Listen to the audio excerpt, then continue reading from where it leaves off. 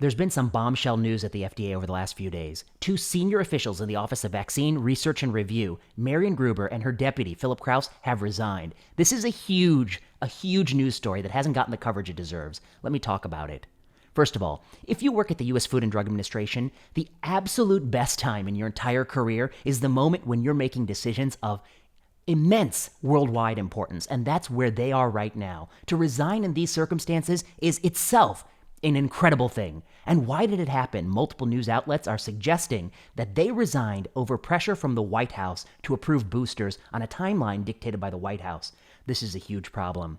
Now, you may remember that back during the Trump administration, many people, myself included, were quite upset to even have a whiff of political pressure on the FDA. The FDA has to make safety and efficacy decisions in a space free of political influence. They cannot be shaped by political factors. It can only be shaped by the data that they see.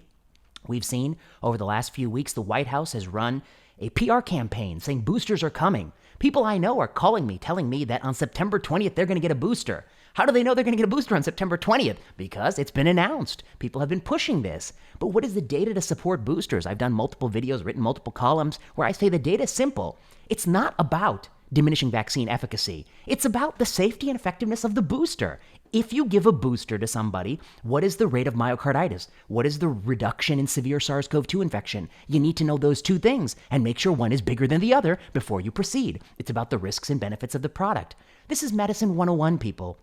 We don't approve products because the situation is bad. We approve products because they make the situation better. And that's what these two officials at the FDA understand.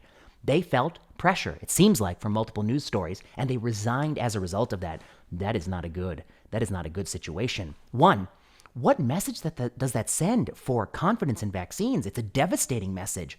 We live at a time where public perception of vaccines is incredibly important, and it needs to be preserved at all costs.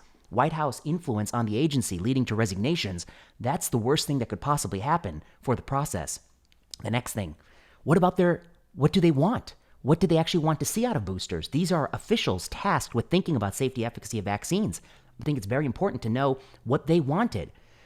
We've seen over this last week that Moderna has submitted a plan, a plan to bring boosters forward based on an uncontrolled study of 344 people or something like that. I don't know how an uncontrolled study is going to help you understand the risk benefits around boosters. You need, again, randomized controlled trials. This is not rocket science. You need to know that the risks and benefits of boosters, that the benefits far outweigh the harms. And you don't know that from an uncontrolled study. In fact, the study sample size is so small, you won't even know the frequency of rare AEs that are of critical importance, such as myocarditis, especially in that group of men between the ages of 16 and 24. What are we to think of all this?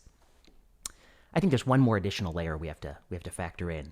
This is the current narrative, is that it was the booster pressure that led to the resignations, but there's something else that's been brewing. The FDA has requested the sample size of ongoing studies in age group 5 to 11 be doubled. That's a very unusual choice. It's not often that the FDA increases sample size midstream for quote-unquote safety concerns, which was the offered reason. By increasing it just by twice, it doesn't give you a ton of power to find rare safety events. So one wonders, how much more power do you have in that study? What safety events were you missing that you now can find? That's a very unusual set of safety events with a certain frequency. And the safety events, most people believe, even myself included, that we're thinking about in this age group are going to be a little bit more infrequent than that based on other ages to date. So why did they do this? Why did they double the sample size? Are they pushing back politically here? Do they feel the pressure of this decision as well? I think it's very important that these people are interviewed the moment that they resign in October, November, and they can give voice to what their concerns are. I think this is devastating news. We have no FDA commissioner. We're losing people with experience in the vaccine regulation space. We're getting a bunch of fresh people making these kinds of decisions. This is not good for drug policy and drug regulation, which is, of course, my interest. I think those are my thoughts. I can't think of anything else. I think you want to know why they resigned, and I think the mere fact they resigned is already devastating. It's already a devastating finding, and if we don't listen to what they have to say and take very seriously the levels of evidence that they require, we stand on the cusp of making some of the most foolish decisions society can ever make around vaccines. Vaccines are an incredible and important thing in human civilization. You don't want any perception of politics in this space. If you like this video, like, subscribe, leave a message, comment. You know the deal.